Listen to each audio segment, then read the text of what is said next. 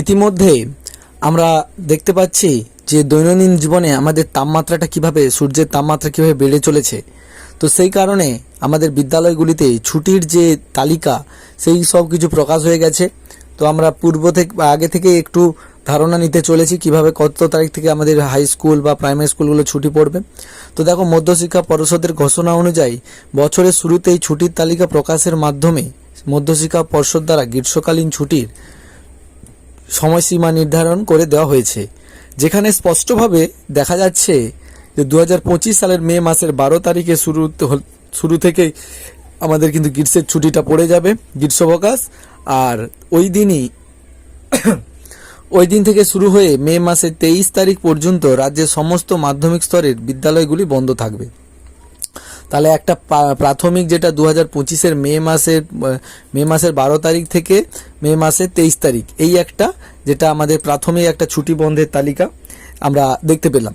যদিও বছর আবহাওয়া ও গরমের তাপমাত্রার প্রবাহে পরিমাণের উপর নির্ভর করে পরবর্তী সময়ে রাজ্য সরকারের পক্ষ থেকে এই ছুটির সময়সীমা বাড়ানো হতে পারে বলে মনে করা হয়েছে, বা এটা মনে করাটাই স্বাভাবিক, কারণ তাপমাত্রা এখন গ্রীষ্ম যা স্টার্ট হলো যে পরিমাণে বাড়ছে, তো এর ফলে বোঝা যাচ্ছে যে পুরোপুরিভাবে কিভাবে তাপমাত্রাটা বাড়তে চলেছে, আমাদের উপরে প্রভাব পড়তে চলেছে।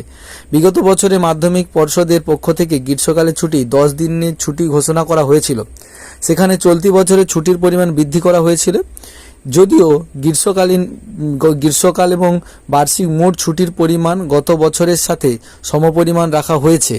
এই বছরের সব মিলিয়ে মোট 65 দিনের ছুটি পেতে চলেছে ছাত্রছাত্রীরা। অর্থাৎ তোমরা একটা কথা মাথায় রাখো যে মে মাসের 12 তারিখ থেকে 23 তারিখ পর্যন্ত ছুটি থাকছে। তারপরে গ্রীষ্মের তাপপ্রবাহ যদি বেড়ে যায়, আবহাওয়া দপ্তর এবং কোনো রকম দুর্ঘটনা না হয়, সেই সব দুর্ঘটনা এড়াতে অবশ্যই ছুটিটা বাড়িয়ে দেওয়া হতে পারে। তো এইটাই এতদূর পর্যন্ত জানা। তো চলো, ইনফরমেশনটা যদি ভালো লাগে অবশ্যই তোমাদের চেনা পরিচিত বন্ধুদের সঙ্গে অবশ্যই শেয়ার করে দাও। আর মোটামুটি তোমাদের কিন্তু ছুটিটা ওই 12 মে মাসের 12 তারিখ থেকে পড়তে চলেছে। আর তাপমাত্রা এবারে প্রচুর হতে পারে, যেটা স্বাভাবিক একটা বোঝা যাচ্ছে যে প্রায় কাছাকাছি 40-এর কাছাকাছি যেতে পারে কয়েকটা জেলায়, যেটা আবহাওয়া দপ্তর একটা জানিয়েছিল। তো সেই অনুযায়ী যদি হয় তো ছুটি তো আরও বাড়বে। তো চলো, দেখা হচ্ছে নতুন আরেকটা ভিডিও নিয়ে। ততক্ষণ ভালো থাকো, সুস্থ থাকো, সতর্ক থাকো। আর যদি ইনফরমেশন ভালো লাগে, এরকম আরও ইনফরমেটিভ ভিডিও দেখতে চাও, তাহলে অবশ্যই চ্যানেলটাকে একটা সাবস্ক্রাইব করো, আর লাইক করো, শেয়ার করো, কমেন্ট তো অবশ্যই করে যাবে তোমাদের অভিমত জানানোর জন্য। তো চলো, দেখা হচ্ছে নতুন একটা ভিডিও নিয়ে। ততক্ষণ ভালো থাকো, সুস্থ থাকো এবং সতর্ক থাকো।